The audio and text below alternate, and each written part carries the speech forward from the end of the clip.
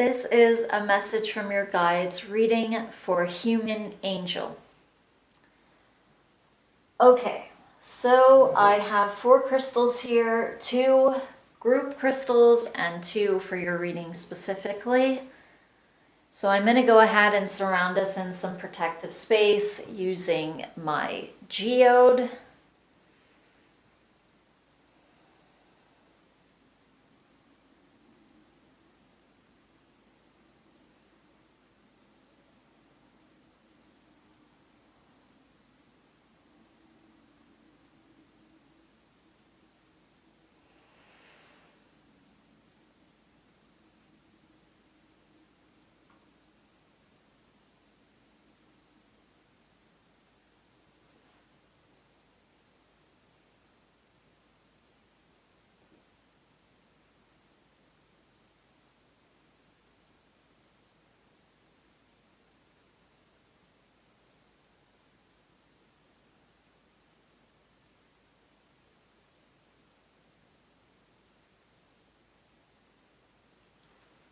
Okay, so there's a block that I'm kind of bumping into, and it's at your right foot.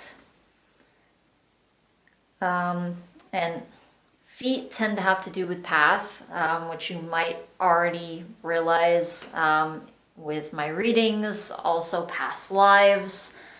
Those are the 2 things that tend to stick out with the feet. And the right foot, this has to do with things that are manifesting, things that you are putting out. So the right side is your masculine side.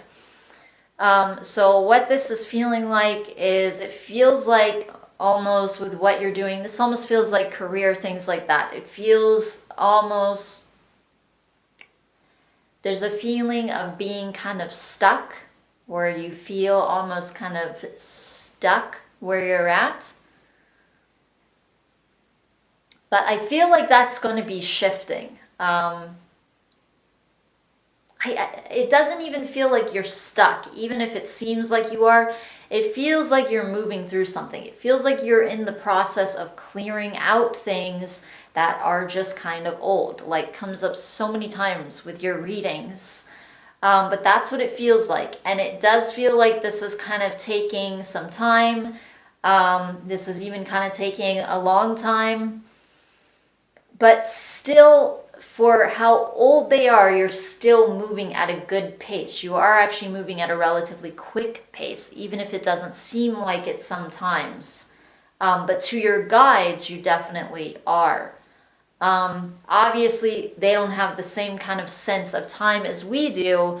But the reason is also because they're not looking at things in such a linear way, and they're also aware of things. They're aware of things that we've been through. They're aware of what our past lives are, even what our future lives are in a lot of cases.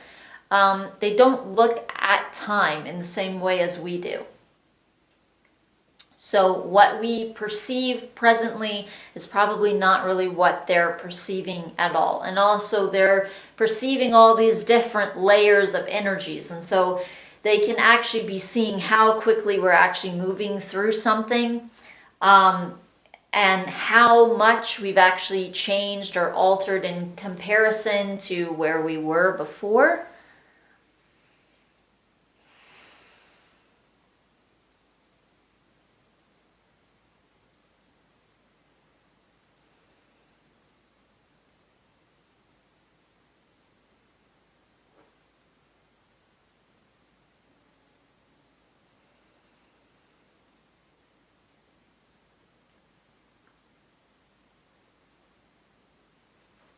Okay, so this geode feels very, very grounding. Every geode kind of has a different feeling or energy.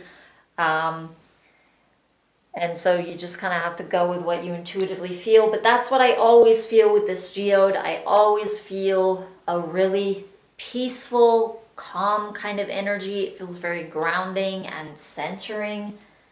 There's also a feeling of trust coming in, almost trusting the process. A lot of times with geodes, I also pick up on like a higher energy, or this geode, I mean. where it feels almost like a higher energy can flow down or be tapped into just because of how grounded and centered and still the energy from it is.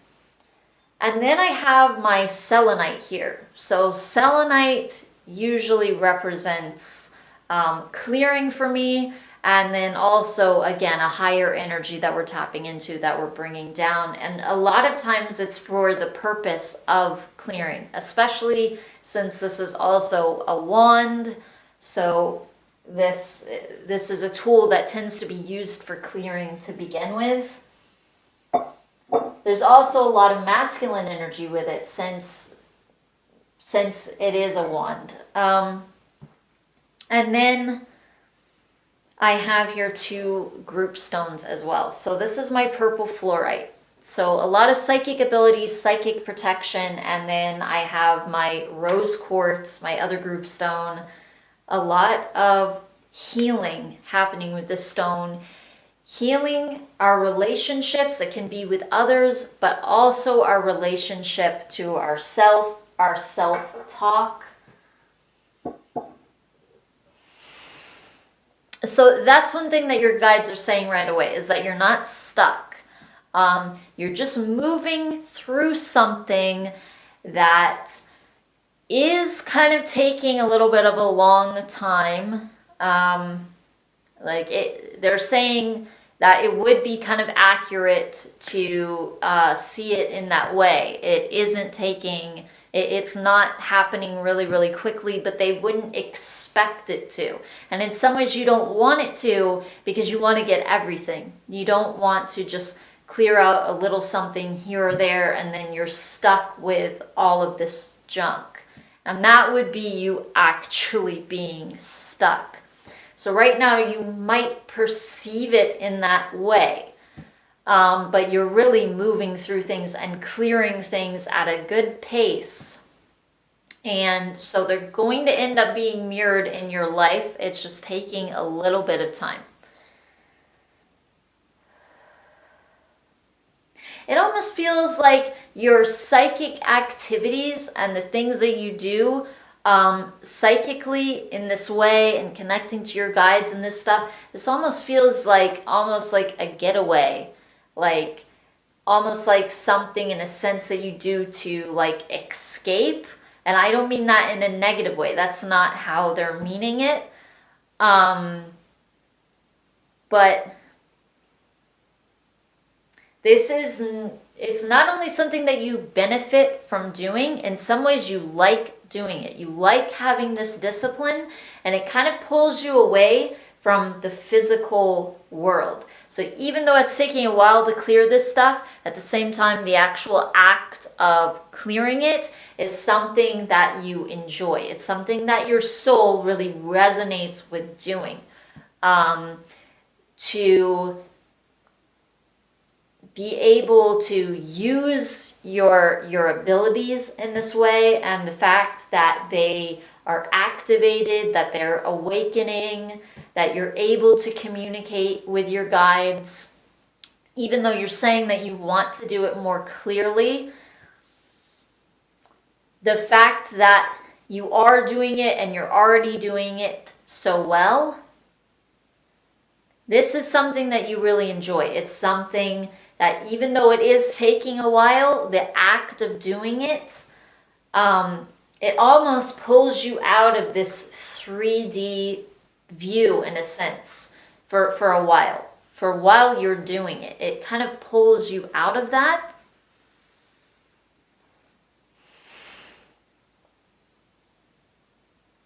Your guides are saying, as far as this question about trance meditation, this question that you had about that, they're saying that it's good to go as deeply as possible into meditation. It feels like they can contact you more easily, but it also feels like that's where your gifts are more operating.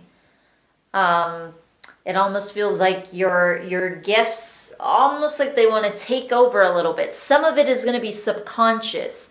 not only conscious, the clearing that you're doing and the way that your abilities work, it doesn't only happen through a conscious level where you're directing it in that way. It does kind of start there.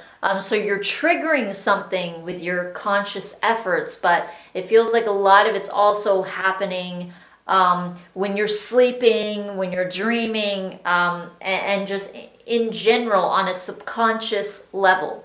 And so trance really goes along with that, and getting into as deep a meditative state as possible, it definitely goes along with that. And being very relaxed, being very still, it feels like that harnesses your abilities more. It also puts you in a calmer state where you're not thinking about, physical surrounding as much, which is something that's really good for you. That's something that you really need, to kind of be taken out of that sometimes, and not have to almost stay here in this 3D place. That's really good for you as well when you're sleeping and dreaming and you're going places. Your soul definitely does a lot of traveling, but it feels like for you in particular, that's something that your soul really needs. Everybody's soul travels to a degree when the person is sleeping, and everybody's soul needs that. But it feels like you, in some ways, can be really drained by the physical experience. And so this is something especially that you would really want to have, your soul.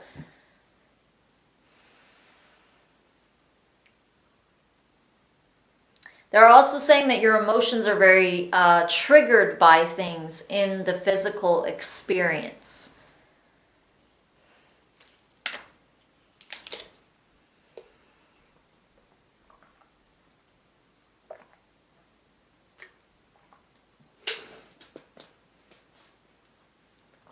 Yeah, they're saying that there are some things that you cannot do anything about, as you said. And it affects you. But they're saying that it affects you because of your level of empathy. Whether it's a dog or an animal of some kind, or it's another human being, it's not only animals. Whether it's a child or an old person or anyone of any age group or gender or race,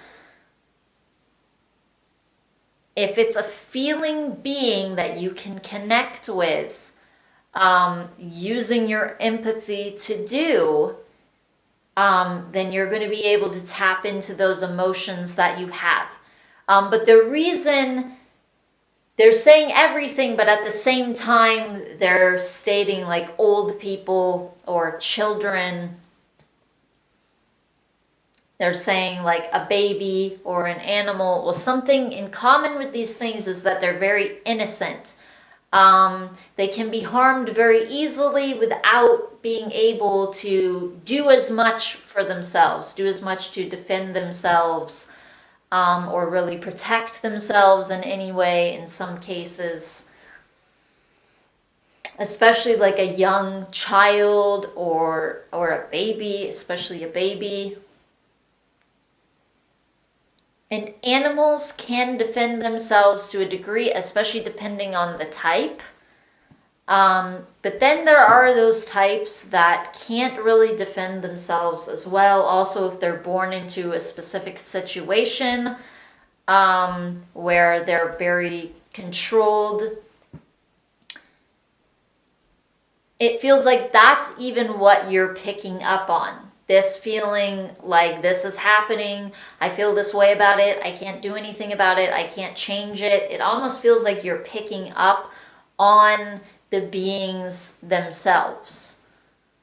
So this isn't all your thoughts or your emotions. So they're saying that you're very empathic, especially with animals, and humans as well, but those that are very innocent. But then I also even feel like plants, any being, like they said, any being that you can connect with.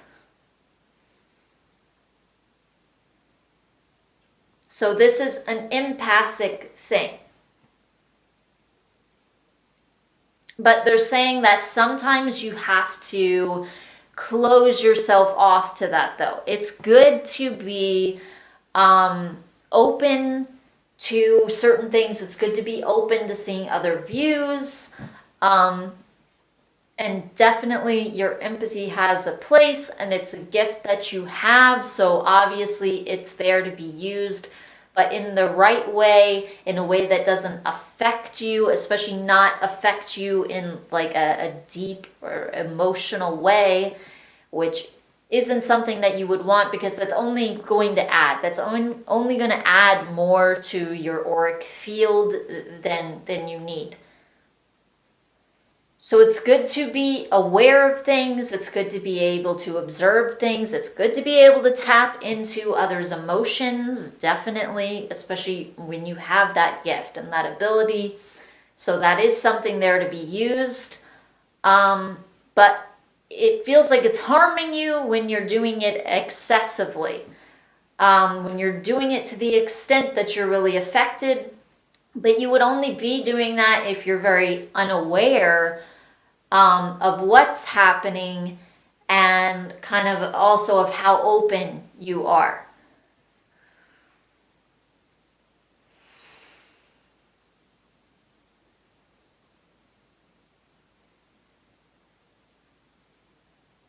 So there are some things that you can't do anything about.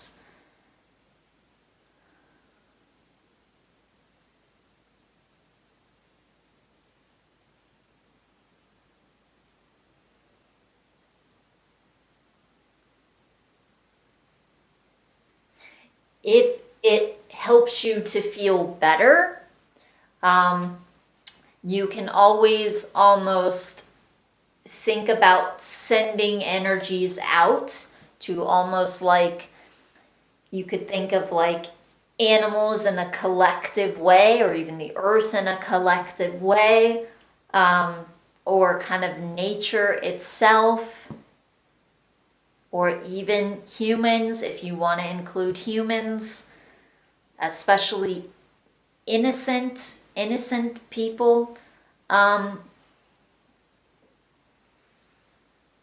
It feels like if you want to do that, like, if that's going to help you to feel better, if that's going to help you to deal with the emotions better, to know that you are attempting to change it in the way that you're able to, that you're attempting to put something out, that can help, that can send out like healing vibrations, if that helps you to feel better, then that's something that you can do. But it's really about helping yourself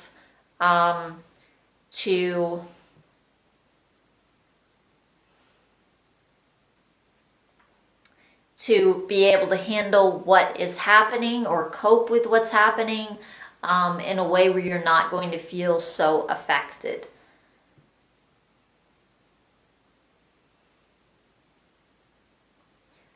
And definitely what you put out has an effect. The thing is, for it to have, the thing is, enough humans would have to put that out in order for certain things to change. But you can still be changing something, and you would be changing something, but it wouldn't necessarily be something that you would see. The person who agrees with whatever you are sending out, like, it could be somebody who's already having thoughts, for instance, of going vegetarian or going vegan or something like this. Maybe they tap into this energy that you're emitting, and they agree with it. And it helps them change. That's not something that you are going to see. So it's not going to be something like, this farm or this butcher shop closes down, or something like this.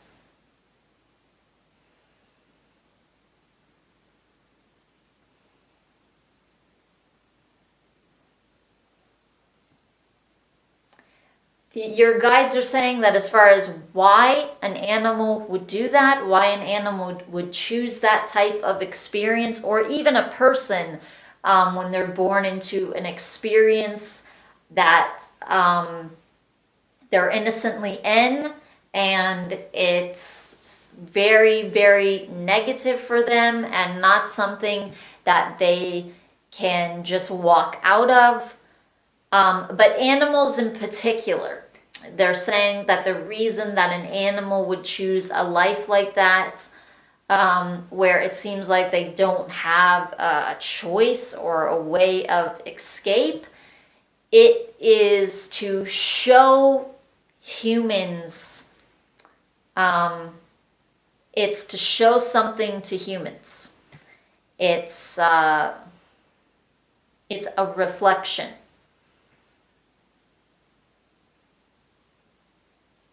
That's the thing about animals. For instance, like if you have a pet, like you have a cat, or especially like a dog, because it's a very social animal. But all animals are this way, but they're very reactive. Um, they reflect whatever you are feeling. So if you're putting something out, they respond to it. And this is how all animals are.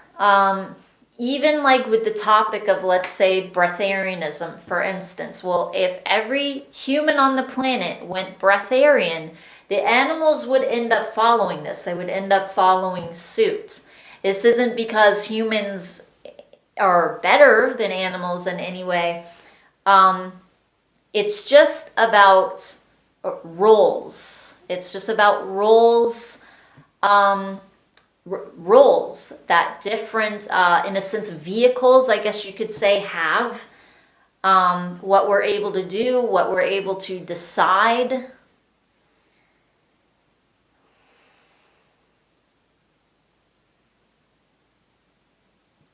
So in a sense, you can say that humans, in a sense, are the leaders, but you could also say that animals are really the teachers.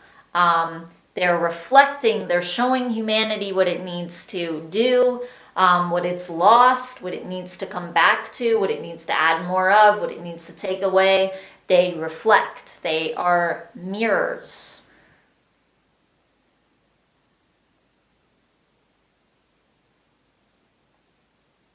And they're choosing that. They're choosing to show that. They're choosing to show that side and reflect that side.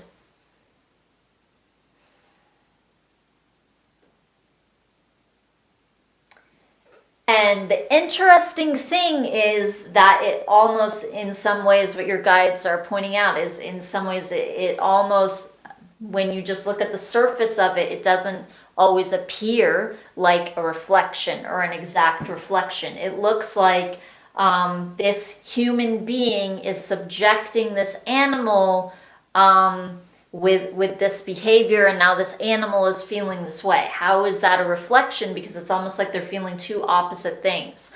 Like the human is feeling dominant or aggressive or angry or evil, whatever you want to call it. And the human, I mean, the animal is feeling more victimized and helpless and hopeless, and it can't do anything about it. But this is still a reflection, because what you have to realize is, like in our society,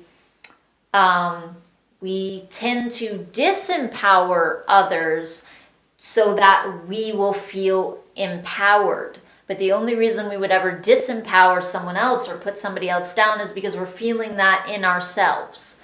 And so this is really an exact reflection. It's showing that human how they feel, that they feel beneath. It's showing that human, this kind of helpless or vulnerable or victimizing feeling. And that's something that they don't like. That's something automatically that they're going to attack. And animals choose to reflect that. And animals will reflect anything back to us. They're going to show us what is in us, what's inside of us, what we're doing, what we're putting out, what we're doing right, what we're doing wrong.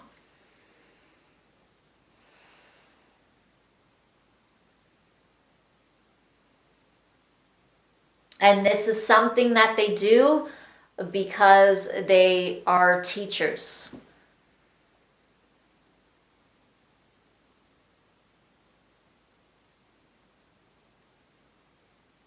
So they're really the healers of the planet, your guides are saying, and they're trying to show us what we've lost. They're trying to make us look deep inside of ourselves and really see our own wounds. And they reflect that back.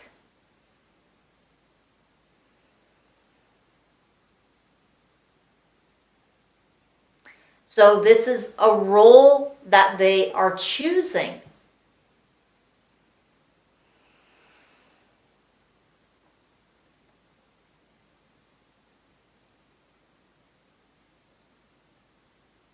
And your guides are just saying that sometimes you have to close off to what they are feeling.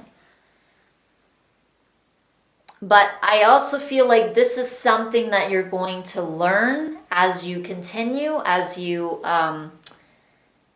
continue with your abilities, and as you become more and more aware of them. You're going to learn how to shut certain things off more, how to close things off more. Just like you're asking, hey, how do I make this come up more often? How do I make this just come up when I would want it to? At the same time, then there's the opposite of that. Sometimes, though, we don't even realize when we have a gift, if it's so like natural and normal, you're not necessarily even going to realize that it's operating if you've always had it and you've always had that experience.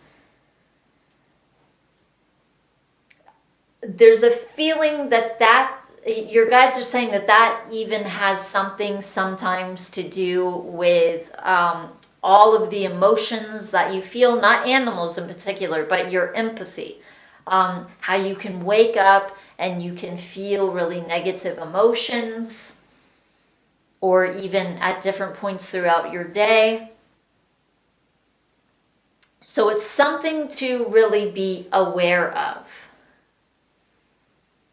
And to think about how you can close your space off more, how you can close that better, and almost get into habits, habitual things that you do that work for you, and figuring out different techniques that you can try and which ones are going to work the best for closing off your space. And the ones that work are the ones where you notice something, at least for a few minutes, you feel some kind of difference. If it doesn't last, then that's okay. You need to just keep doing it.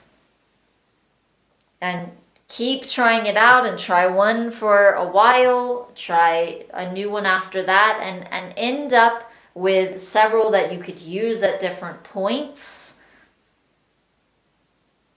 But these are different techniques. There are a lot of different techniques that you can look up, they're saying. You can do a little bit of research and find a lot of different empath techniques. I don't feel like, just because of the time frame, I don't feel like they're going to get into specific ones. And you need help with that right away, though, it feels like. So there's a feeling to just go ahead and just look up different things, different techniques or tools that you could use. Try out different ones. And think about closing yourself off to some of those energies. And not just with animals.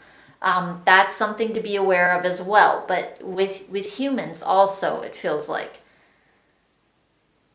And to be very aware of your energetic space.